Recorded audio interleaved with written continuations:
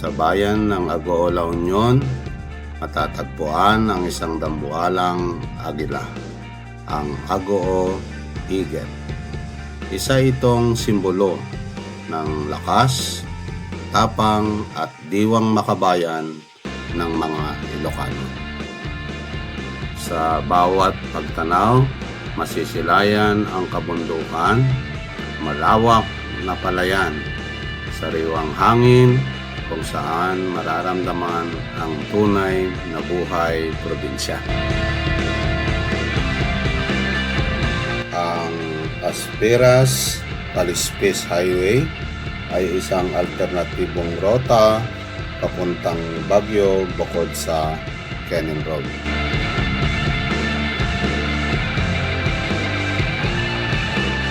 Ang Asin Road ay isang makasaysayang daan na nag-uugnay sa La Union, Tuba Benguet at Baguio City. Puno ng likas na tanawin at kasaysayan.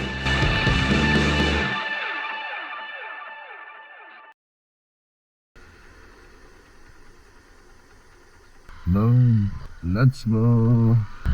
Morning mga kawande. Dito na tayo sa Agoo, La Union. Dito tayo papasok paakyat papuntang Benguet. Ang oras na natin mga kawande ay 5:24 in the morning. Nakakap tayo ng makakainan. So dapat na mga gulay-gulay pag na tayo dito bago tayo umakyat para dire-diretso na. So doon ako sa Rosario na palipat ng gabi kasi yun yung unang nakita ko, saka mura lang. Tapos lang natin mag-breakfast dito sa may Agoo. Yan.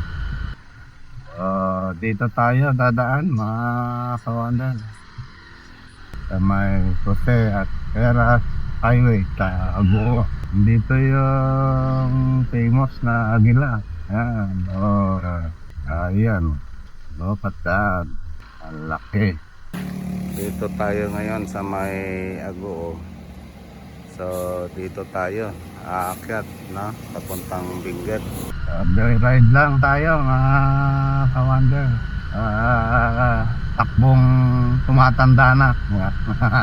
Hindi na takbong guwapo na. Takbong tumatanda na. Enjoy natin yung ganda ng kapaligiran mga kawander. Tumatagal yung biyahe ko kasi ini-enjoy ko yung paligid dahil sa layo at siguro mabalikan mo man ito matagal pa, kaya ini-enjoy na natin yung paglalakbay natin. Joyride lang. Okay. Ang lamig ng simoy ng hangin dito mga kawanda. Lalo't maaga pa, wala pa yung araw, yung lamig nararamdaman mo. May sarap ng pakiramdam. Yung tipong hindi ka pagpapawisan kahit naglalakad ka, yung mga ganun. Ayan, pasikat na yung araw mga kawanda. Ang panahon dito ngayon na maganda ang kalangitan. Good morning, Agoo, La Union. Lahat ng mga taga Agoo, La Union, good morning sa inyong lahat. Naimbag na bigasyo amin, apo. Sabihin daw sila ng pala mamaya, kumukuha sila ng bisupon, yung snail. Masarap yun mga kawander. Ang ginagawa namin nung araw pag kumukuha ng puhol si father sa buke, yung tinatawag namin na padudurain muna siya ng siguro mga 3 days, mga ganun. Lalagay mo sa isang lalagyan, konting tubig, yung bagis tama lang. Tapos doon idudura nila yung mga kinain nilang lumot, yung mga bago namin sila ulamin. Parang sa manok lang din. Sa amin kasi hindi namin kinakatay yung manok agad-agad.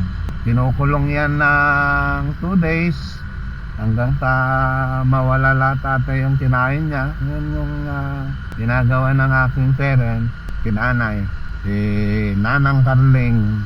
Parang drain niya muna yung kinain ng manok para mabango at masarap daw.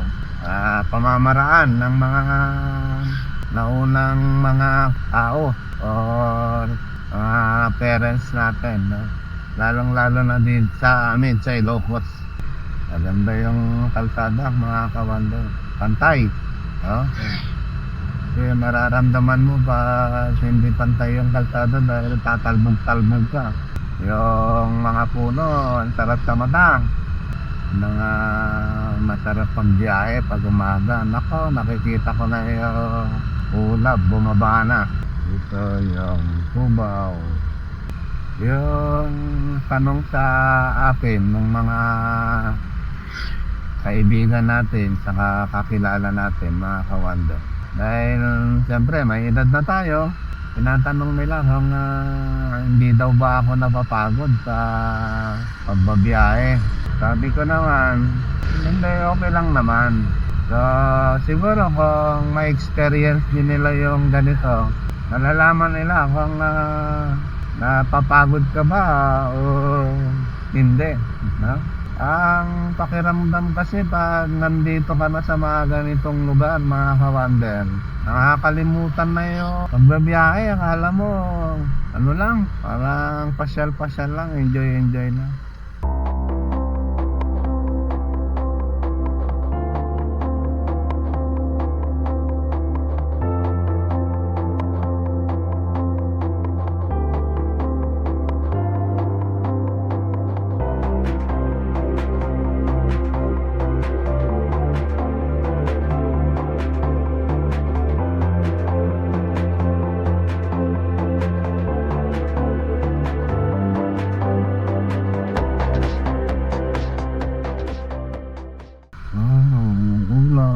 Nasa baba na napadaan.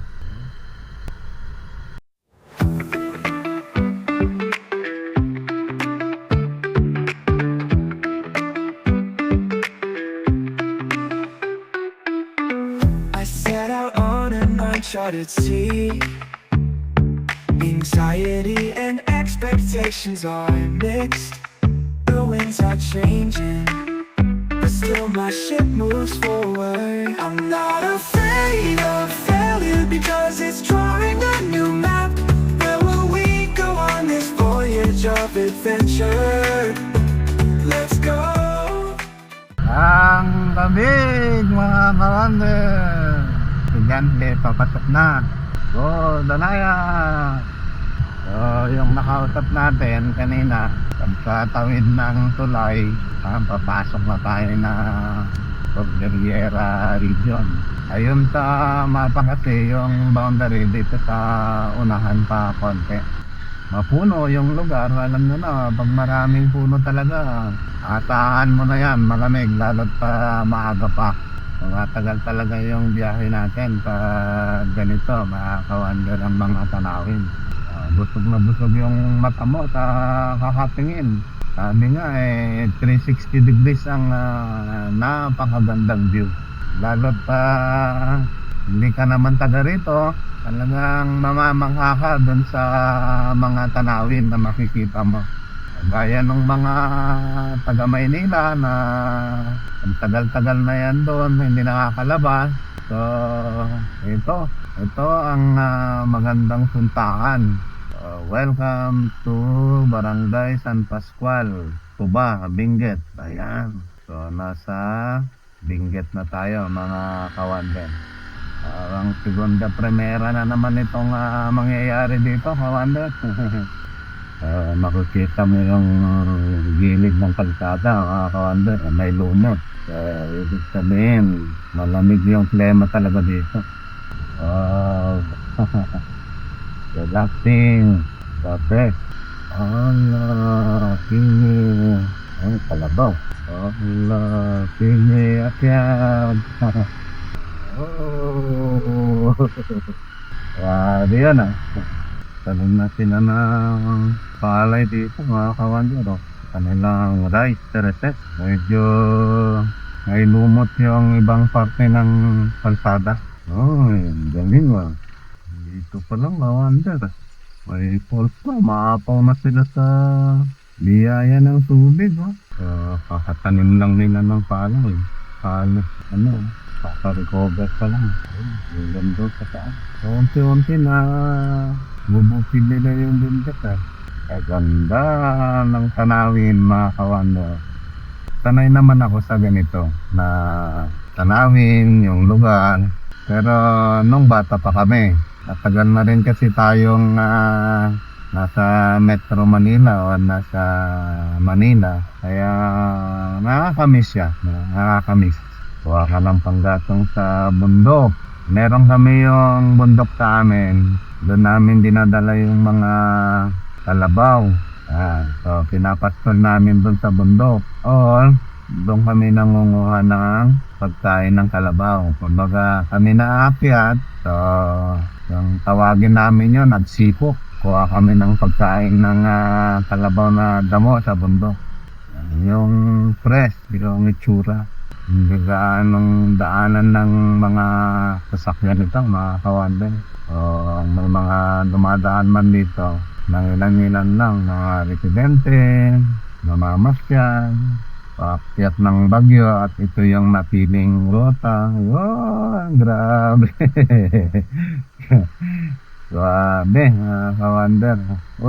Doon po, kita nyo doon, malumot yung kalsada. May waterfalls na dyan. Kaya na marami sa aming kawayan.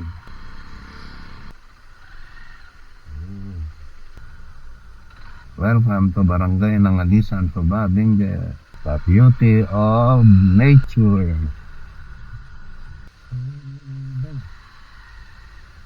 Patda. Hindi mo na kailangan maglakad ng napakalayo para makakita ng falls. Ito lang, nasa gilid. Yan, grabe.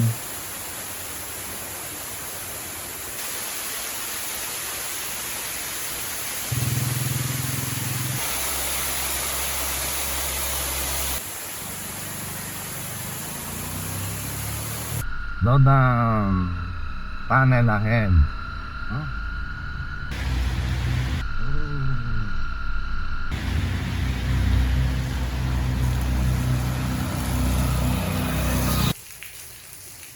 Ganda, no? Tubig, mga kawander. Ganda.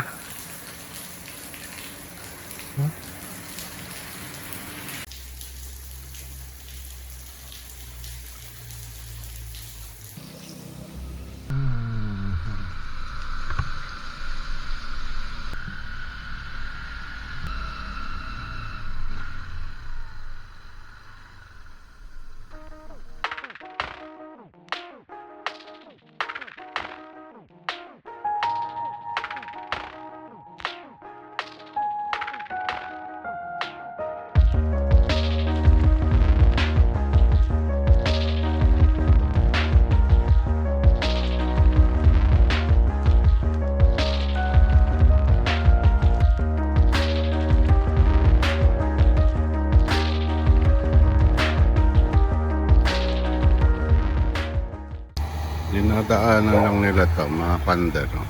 Mga residente siguro dyan. Normal lang na dinadaanan ng mga taga rito yung tunnel, mga kawander. Pero pag nandiyan ka, madilim, lalo yung papunta rito.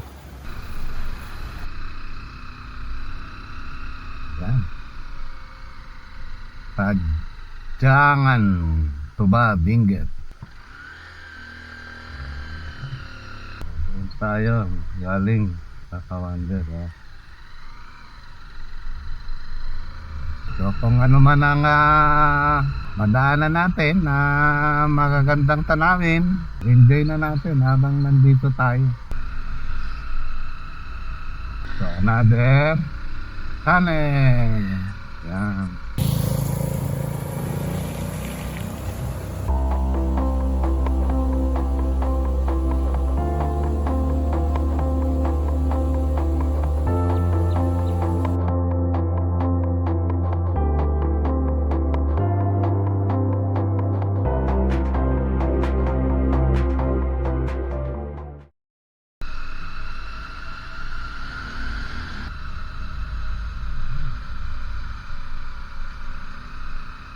Grabe, mga kawander. Napakaganda ng nature talaga.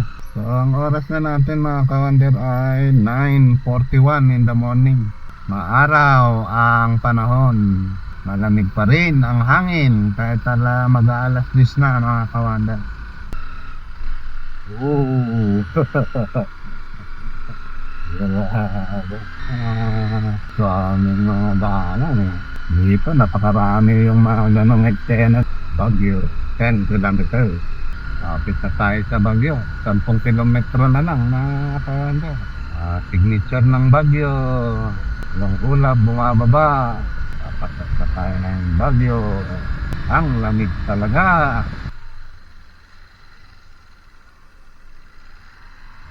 Tayo dito.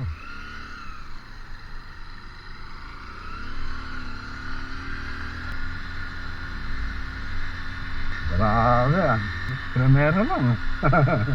Burok 18, Irisan, Baguio City. Kung galing ka ng Nagilian dito, sa may dito naman sa paakyat papuntang La Trinidad. Grabe. Ano na to? Ay, ang sarap magbiyahe sa Baguio. Sarap magmotor. Malamig. Grabe. Siguro mga kawander, yan na yung strawberry farm na sinasabi. So, ito na yung strawberry farm mga kawander. Maletos yan, no? May strawberry. So, hindi sila nagtanim ng strawberry dahil sa tag-ulan na siguro. Lettuce na yung tinanim nila. So, ang tawag na dito, lettuce farm. Yan.